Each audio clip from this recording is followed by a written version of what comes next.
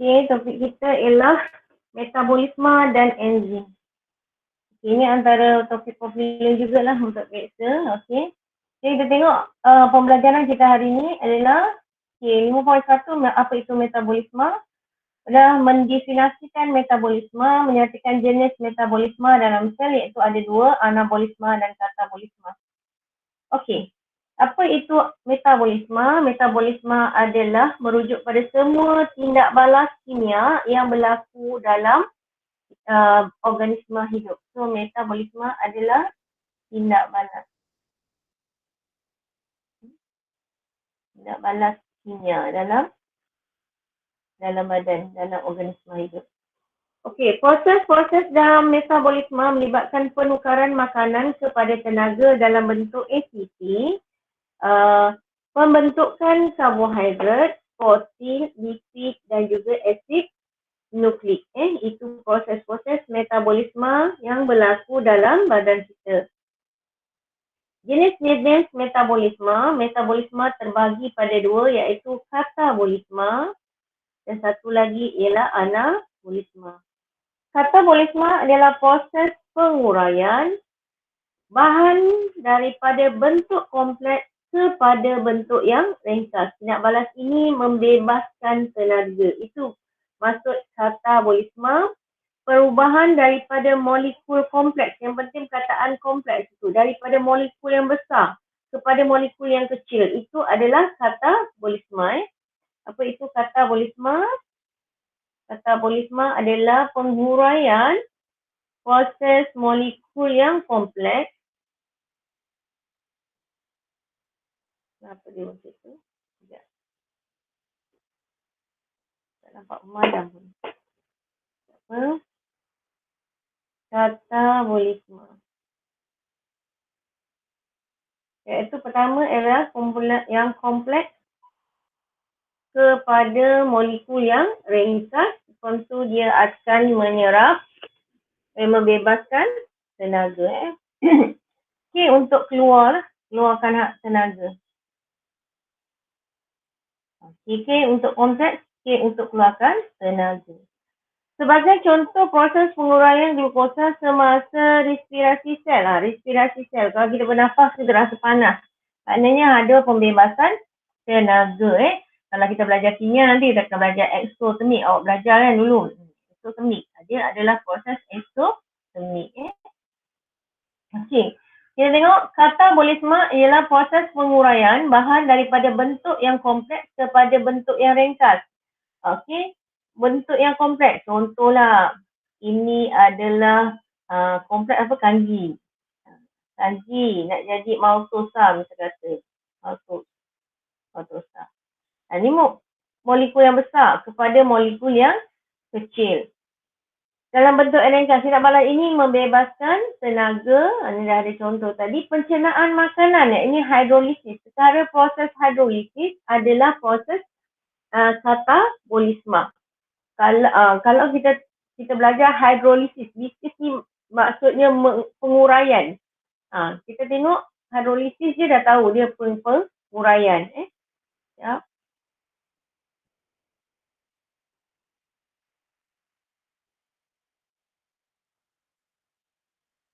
Okey. Kita nampak hidrolisis. Hidrolisis penguraian. Tadi kita dah cakap, K ni kompleks. K juga keluarkan tenaga. Okey, kita tengok pula apa itu anabolisme. Anabolisme merujuk pada proses sintesis molekul kompleks daripada molekul ringkas. Daripada kecil kepada molekul besar. Tindak balas ini menggunakan atau menyerap tenaga seperti penghasilan glukosa semasa fotosintesis. Kalau kita tengok menyerap tenaga kan. Fotosintesis kan dia menyerap tenaga cahaya. Bermakna dia adalah proses anabolisme. Kondensasi, kita dah belajar dah proses kondensasi, combine. Kemudian asimilasi. Asimilasi dalam badan bila makanan dah tercerna, kemudian diserap dekat bilis, kemudian dia akan pergi ke hati, dia akan ditukarkan pada bahan-bahan lain, itu dinamakan asimilasi. Okey, siapa nak cuba jawab ni? Proses fotosintesis dan juga proses respirasi merupakan proses metabolisme. Tentukan sama ada dia proses katabolisme ataupun anabolisme. Okey, seorang Danish. Ya, cikgu. Cuba jawab ni, fotosintesis. Fotosintesis, anabolisme, respirasi, katabolisme. Okey, good. Nyatakan dua perbezaan katabolisme dan anabolisme. Orang lain siapa yang ada di talian ni?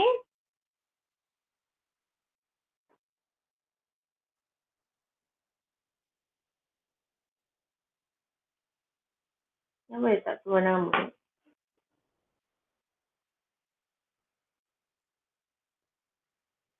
Siapa ni?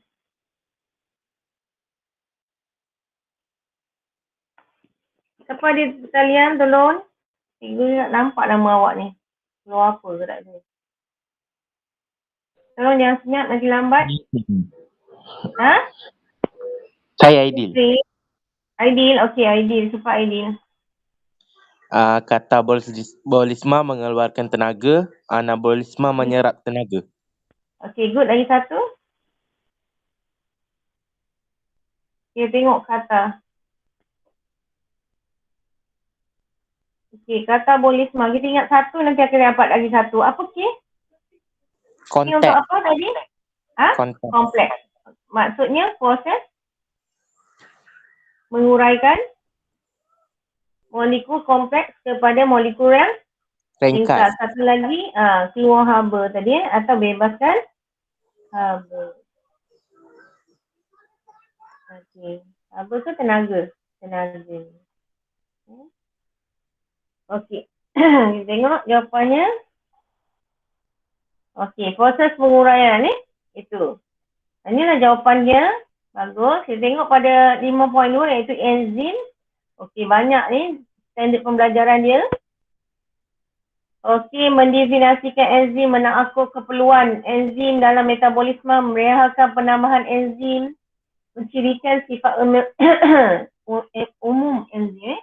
Kita tengok apa itu enzim. Kita dah kenal sebelum ni enzim apa. Enzim apa kau belajar?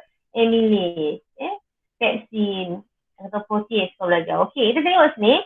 Enzim di dalam sel tindak balas biokimia berlaku dengan kadar yang tinggi supaya proses-proses hidup sentiasa terpelihara. Tindak balas biokimia dapat berlaku dengan cepat dengan dalam sel kerana terdapat enzim yang membantu mempercepatkan tindak balas.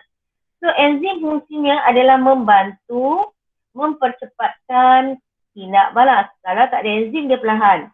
Sekarang ni, dia oleh kerana ada enzim, maka tindak balasnya adalah pantas. So, kalau kita tengok apa itu enzim. Okey, enzim E-N-Z-I-M. So, enzim adalah memangkinkan tindak balas. Ataupun mempercepatkan kadar tindak balas.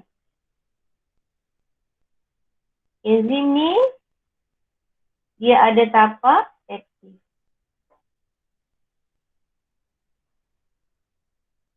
Okey. Enzim adalah mangkin organik. Mangkin organik. Kita dah belajar ke apa itu organik. Organik ada originated from living things. Organik ialah bahan yang mudah terbakar dan yang mempunyai ikatan karbon dan hidrogen. Yang kebanyakannya dibina daripada protein.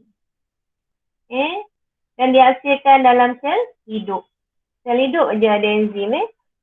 Namun begitu, bukan semua enzim disintesiskan daripada protein. Kebanyakannya protein lah, tapi tak semestinya. Maksudnya benda lain pun boleh jadi enzim juga. Bahan tindak balas diperlukan untuk tindak balas dikenali sebagai substrat.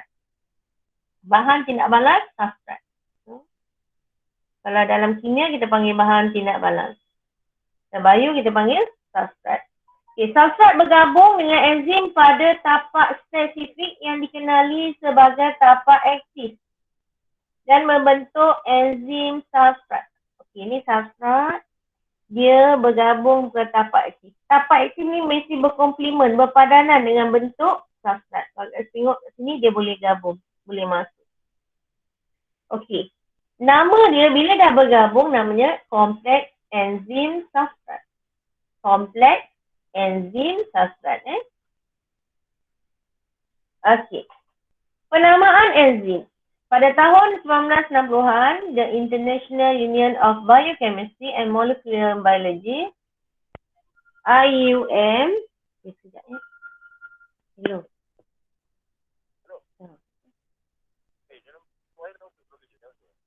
Belum. Okey, itu ada kelas. Ada kelas sekejap.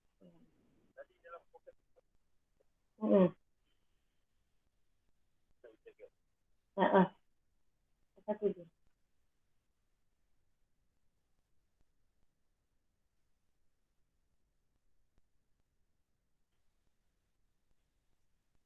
Okey. Boleh tengok? Sekejap. Sekejap Okey. Okey. Okey, sorry ya, sekejap. Okey. The international tu tadi berdasarkan substrat atau tindak balas yang dimungkinkan. Nama enzim diperoleh dengan penambahan A pada nama substrat yang dimungkinkan. Okey, kat sini ini adalah tapak aktif enzim di substrat. Kemudian dia bentuk enzim substrat kompleks.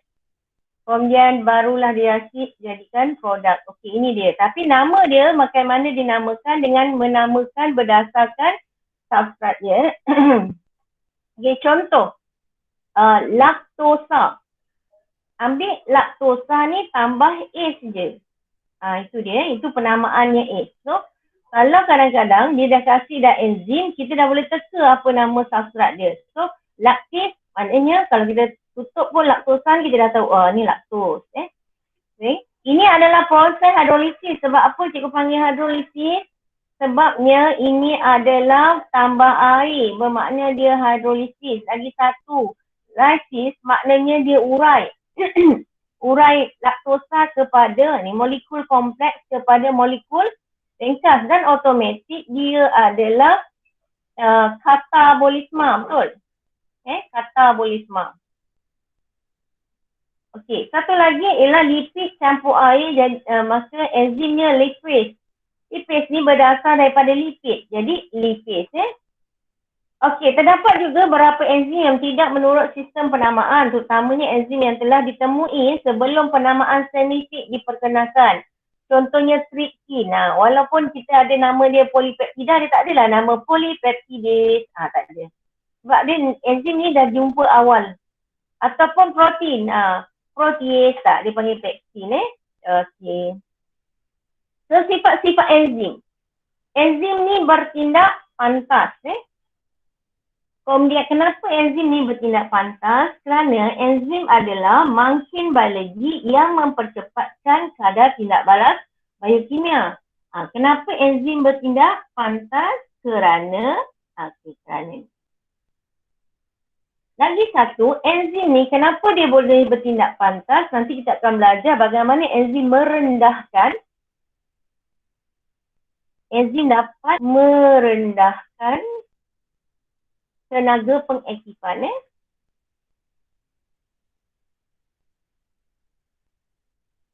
Okey, itulah yang menyebabkan dia bertindak pantas. Okey. Kemudian, enzim ni diperlukan dalam kuantiti yang kecil dan boleh digunakan semula. Kenapa enzim ni diperlukan dalam kuantiti yang kecil? Kerana enzim boleh digunakan semula. Okey, kenapa enzim boleh digunakan semula? So, kenapa enzim boleh digunakan semula? Kerana struktur enzim kekal tidak berubah atau tidak dimusnahkan selepas tindak balas. Enzim ni sifatnya dia kekal. Lepas tindak balas dia tak berubah. Okey, ini. Kena tahulah kenapa. So, cikgu tulis kat sini kerana. Okey. Kemudian tindak balas enzim adalah spesifik. Hanya sal-sal yang mempunyai bentuk yang saling berlengkapan atau berpadanan dengan tapak aktif boleh bergabung. Macam tadi kita tengok bentuk dia sama. Itu maka ni kita kata ni enzim, maka yang boleh berpadanan mestilah bentuk dia macam ni juga yang boleh masuk. Kebanyakan tindak balas enzim adalah memangkinkan satu tindak balas berbalik. Maksudnya kalau A pergi dekat B campur C, dia boleh juga memangkinkan tindak balas yang ke belakang juga. Aktiviti enzim boleh diperlahankan oleh perencat seperti logam berat iaitu plumbum dan mercury. So perencat kita tulis sini plumbum. Hujung M ni kita tambah lagi mercury. Kenapa dipanggil logam berat? Kerana nombor protonnya, nombor nuklearnya besar. Okey, kemudian kita tengok enzim memerlukan cofactor untuk berfungsi dengan lebih berkesan. Seperti cofactornya adalah vitamin B ataupun ion magnesium. Contohnya lah. Okey. Jika kita nak try, cikgu nak tengok, awak boleh ingat tak yang lain?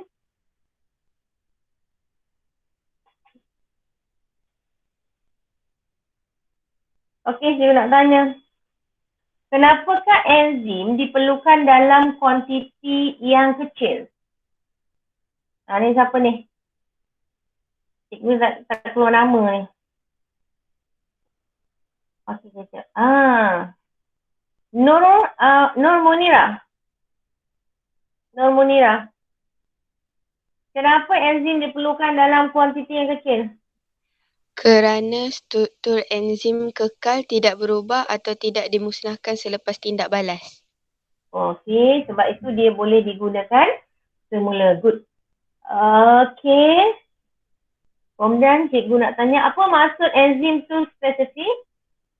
Nurul Adiba.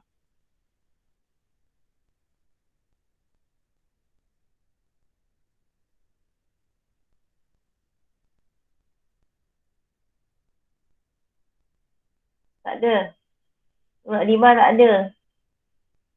Nurul Aiman.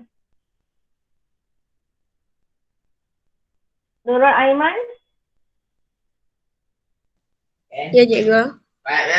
Kenapa enzim dipanggilkan spesifik?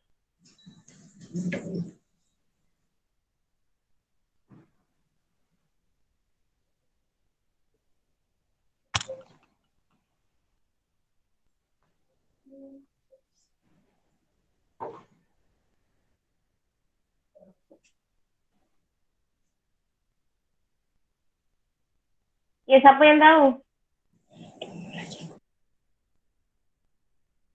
Tak tahu? Kerana Okey, hanya substrat yang bentuk sama boleh bergabung dengan tapak enzim. Okey, hanya substrat yang punya bentuk yang sama saja boleh bergabung. Okey, itu dia sifat dia. Contoh. Kenapa tu ada yang nak masuk? Siap.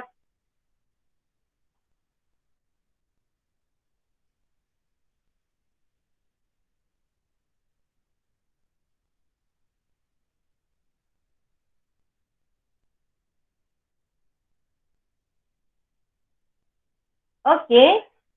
Apa tu enzim intrasel dan enzim ekstrasel? Nama pun in. Jadi ya enzim yang apa? Yang disintesiskan dan digunakan untuk dalam sel. Enzim ekstrasel X. Maknanya luar. Bukan ekstra yang XX tu. Okey. Enzim sintesis dalam sel untuk kegunaan sel itu sendiri dinamakan intrasel. Contohnya enzim heksokinase yang digunakan dalam proses glikolisis semasa respirasi. Glyco tu maknanya glukos lah kan. Glukosa. Di ini enzimnya heksokinase. Heksokinase dia hasilkan pyruvate dengan tenaga. Dia dah tahu dah automatik tenaga sebab apa? Molekul glukosa ni besar. Lagipun satu hidrolisis, kita dah tahu dah hidrolisis adalah proses katabolisme. Mesti automatik pembebasan tenaga. Okey. Nanti orang cakap, cikgu kenapa tak nama glukosis? Glukosis. Gitu. Hexo ni merujuk kepada bentuk glukosa tu. Lagipun glukosa 12 kan. Hexo. Maknanya hexagon. Bentuk dia adalah bentuk hexagon gitu. Manakala enzim yang dirembes keluar sel dinamakan enzim ekstrasel. Dirembes keluar. So K ni untuk keluar. I untuk dalam. K untuk keluar. Dan enzim tripsin yang dihasilkan oleh sel pankreas dirembeskan ke dalam duodenum untuk mencernakan polipeptida. Ini enzim. Kebanyakan enzim pencernaan adalah enzim ekstrasel. Okey, kita tengok macam mana enzim ni disintesis. Okey, kita tengok yang pertama. Okey, ribosom merupakan tapak sintesis protein. Tapi sebelum tu sebenarnya kita akan ada sini DNA. DNA. Okay, kemudian DNA ni dia akan jadi satu RNA. Jadi satu dia double helix kan. So sini mRNA lah. RNA ke mRNA ke. Okey, yang ini dia akan dihantar melalui nukleofor. Kat sini ada lubang ni. Nukleus. Yang akan hantar ni keluar. Dia akan pergi ke ribosom. mRNA ni akan dikeluarkan dari ribosom. Kat sini nanti dia akan dikodkan. Macam hari tu kita belajar tentang komposisi kimia kan. Macam mana daripada mRNA kita ada 3 kod. Kalau tu air tawar guru cemerlang untuk DNA, betul? Betul tak? Betul? Cakap seorang lah cikgu ni. Betul cikgu. Betul. Tetapi RNA dia ada dia bukan air tawar guru cemerlang dia jadi apa tu jadinya? AUGC. AUGC ni, AU ni, U ni C kena ganti dengan U. Kemudian okey, dari tadi tu dia kan dikodkan 3 ni akan hasilkan satu asid amino, betul? 3 base nitrogen akan bentuk satu asid amino, kod untuk asid amino. Okey, kita ulang ni kembali. So bila mula daripada DNA, kemudian dia translate kepada RNA, kemudian RNA ni keluar pergi dekat ribosom, kemudian dari kat ribosom lah berlakunya tapak sintesis protein, di mana tadi kod ni dikodkan 3 base nitrogen, 1 asid amino. Okey, kemudian dah sampai, dia dah buat dah protein kat sini. Sebab ni asid amino gabung jadilah protein. So protein yang telah disintesis di ribosom memasuki lumen jaringan endoplasma kasar dan diangkut merentasinya. Okey, sekarang ni dia dah siap ni kan? Dia dah siap kat sini, dia akan masuk dalam lubang-lubang ni. Lumen tu maknanya salur lah kan? Macam kita salur darah, gini, salur keratan lantas. So lubang ni namanya lumen. So dia pun lalu dekat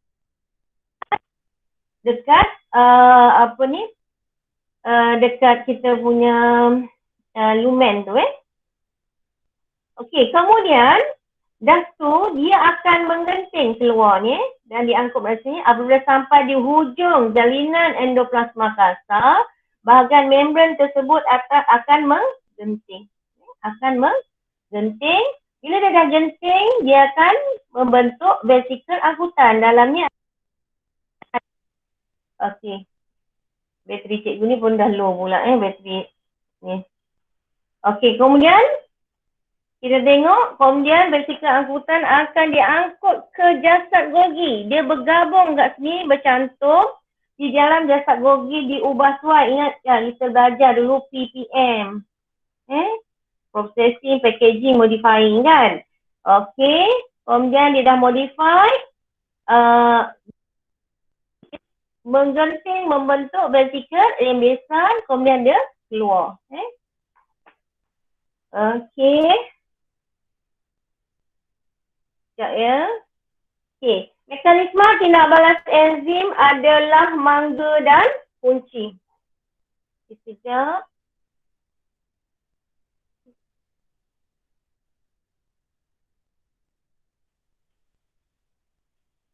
Cikgu punya baterinya low ni. Bateri speaker ni. Sekejap cikgu ganti laptop Boleh tak?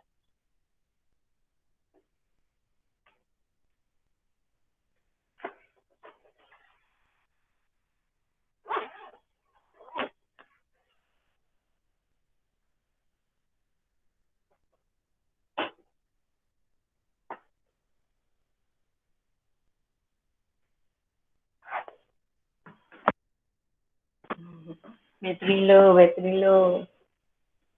Kalau cikgu jelas lagi tak?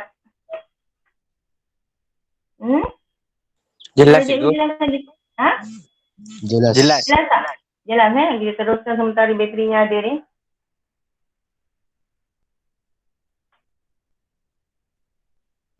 Okey.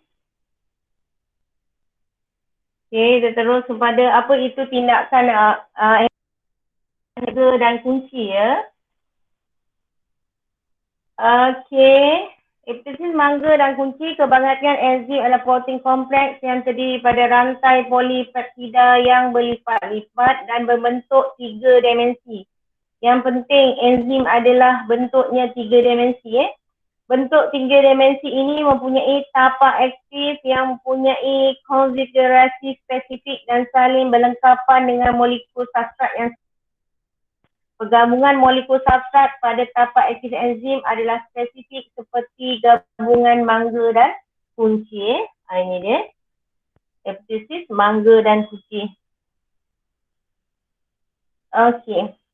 Kebanyakan tindak balas dalam sel memerlukan tenaga pengaktifan yang tinggi. Tenaga pengaktifan ialah tenaga yang diperlukan untuk memecahkan ikatan dalam molekul substrat sebelum berlaku.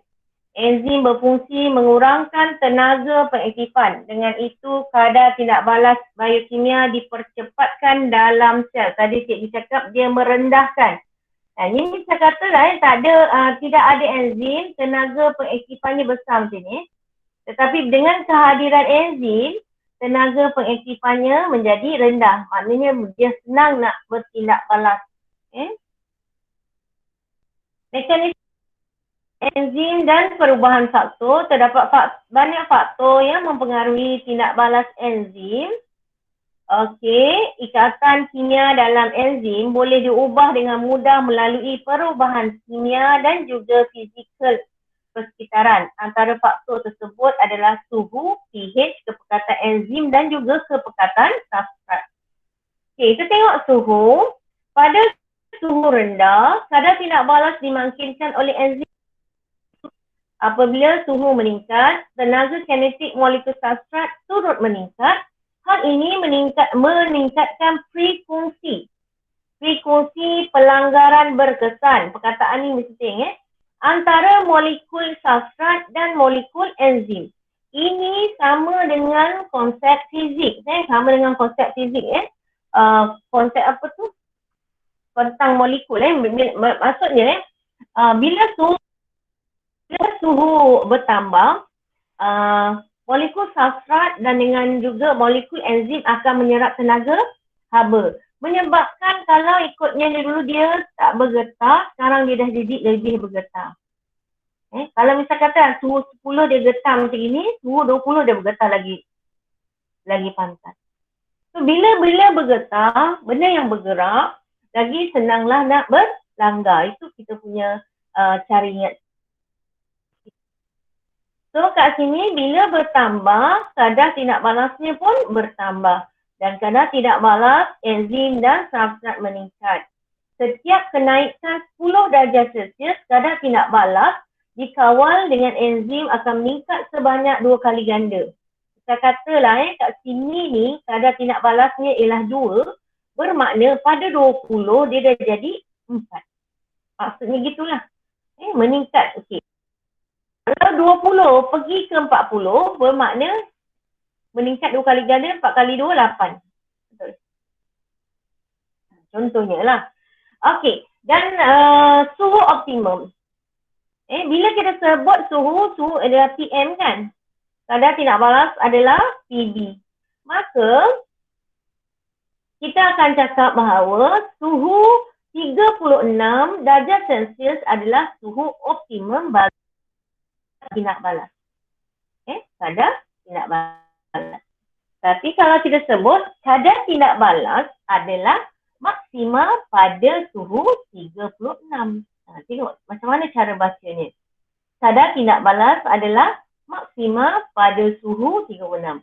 Tetapi kalau kita sebut suhu 36 adalah suhu optimum bagi kadar tindak balas. Macam mana baca? 36 ke 7? 37 adalah suhu optimum bagi kadar tindak balas. Ataupun kalau nak tulis kadar tindak balas adalah optimum. Bukan optimum, maksimum. Pada suhu 37 darjah Celsius. Tengok, baca betul-betul jangan sampai silap. Okey. Selepas mencapai optimum, peningkatan suhu seterusnya akan mengurangkan aktiviti enzim dengan cepat sehingga ia berhenti pada 60. Kenapa pada 60? Pada suhu yang ini, enzim telah ternyah asli. Kerana ikatan kimia pada enzim telah terputus pada suhu yang tinggi. Enzim tidak dapat mengekalkan bentuk 3 dimensi tanpa aktif berubah. Mungkin kalau bentuknya asalnya dia macam gini, tanpa aktif enzimnya, sekarang dia dah menjadi macam berkedut-kedut gitu kan. Maka boleh tak substrat yang bentuk dia macam gini nak masuk dalam dia?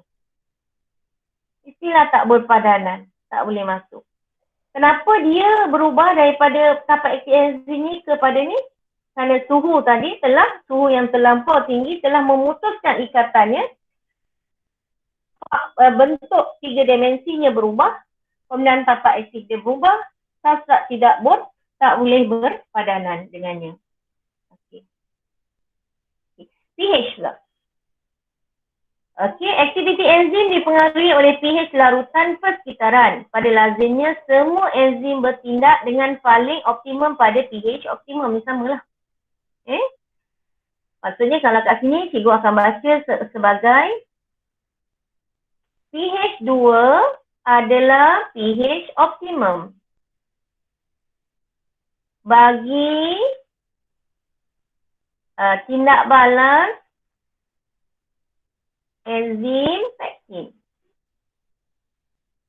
So, siapa nak cuba nak baca? Kalau cikgu baca dengan kadar tindak balas. Okey, siapa nak baca? Tolong seorang. Betul cikgu dah nak habis. Cepat.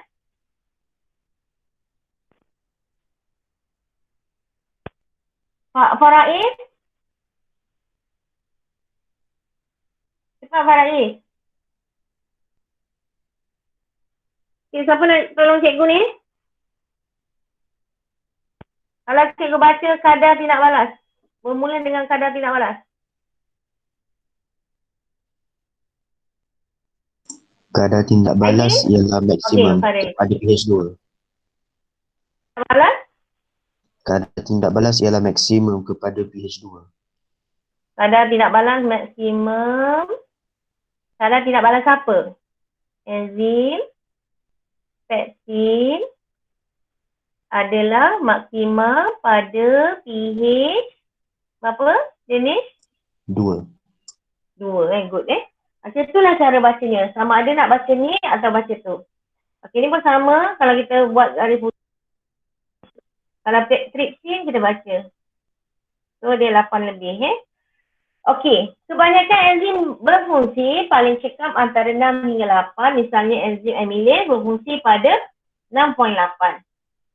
Namun terdapat beberapa pengecualian. Misalnya enzim pektin dalam perut bertindak pada pH optimum dalam julat 1.5 hingga 2.5. 16 pula pada medium alkali iaitu 8.5. Okey. Perubahan nilai pH mengubah cas ion hidrogen pada tapak aktif enzim dan permukaan substrat. Ini menyebabkan kompleks enzim substrat tidak dapat terbentuk. Maksudnya misal katalah kat sini. Dia mengubah cas pada ion hidrogen. Jadi kat sini dah ion hidrogennya, casnya. Bukan saja situ tetapi pada dekat molekul substrat dia. Ni pun mengubah cas kat sini. So bila dia cas yang sama, dia tak boleh nak berpadanan. Apabila pH persekitaran kembali ke tahap optimum, cas pada tapak aktif enzim dipulihkan kembali berfungsi seperti asal. Perubahan nilai pH yang ekstrim akan memutuskan ikatan kimia tapak aktif enzim. Enzim ternyata asli. Tengok dia kalau pada berubah sikit-sikit, misal katalah tadi, kita tengok tadi, misalnya pepsin ni kan, dia kat sini. Dia berubah sikit-sikit, dia boleh berbalik. Tetapi kalau dah ekstrim macam ni, misal katalah satu pH 2 tapi pH 1.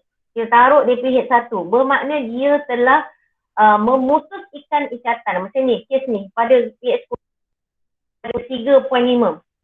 Dia telah memutuskan ikatan, maknanya telah ternyata asli. Bila telah ternyata asli, secara permanen dia tak boleh berbalik. Begitu dengan haba. Haba dia kalau dah putus tak boleh balik. Walaupun dia kat sini. Maknanya enzim yang dah terputus tak boleh berbalik. Okey. Tengok molekulnya adalah ternyata asli. Okey. Kita tengok pula kesan kepekatan substrat. Enzim ditetapkan manakala kepekatan substrat ditambah, kadar tindak balas yang dikawal oleh enzim akan meningkat. Produk yang terbentuk juga akan bertambah. Kita kata kat sini substratnya. Kita tambah 1. Okey, kadar tindak balas berapa? Tambah 2, benar meningkat. Tambah 3, substrat meningkat. Okey, apabila kepekatan substrat ditambah, peluang untuk pelanggaran berkesan. Masih lagi perkataan berkesan antara molekul substrat dan molekul enzim akan meningkat. Okey, maknanya substrat ni dengan enzim akan berpeluang kalau dia makin banyak. Berpeluang untuk berlanggar. Bila berpeluang untuk berlanggar, lebih banyaklah yang boleh membentuk kompleks enzim substrat. Maka kadar tindak balas terus meningkat sehingga mencapai tahap maksimum. Kadar tindak balas ini menjadi malar. Okey, kemudian dia jadi malar. Kenapa menjadi malar? Kita tambah banyak glukos kita tambah, ataupun itu kita belajar apa glukosa kita tambah glukos, maka dia jadi tetap juga walaupun kita tambah. Kenapa? Kerana kepekatan enzim menjadi faktor penghat. Kadar tindak balas hanya dapat ditingkatkan dengan penambahan enzim, kepekatan enzim. Maksudnya kat sini lah. Okey, kat sini kita tambah pun dia tak boleh juga. Maksud kalau nak tambah kita kena tambah enzim ni.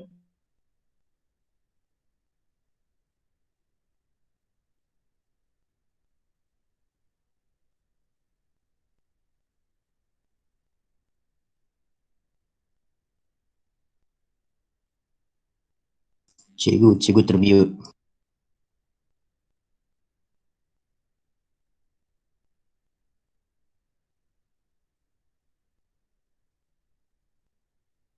Cikgu.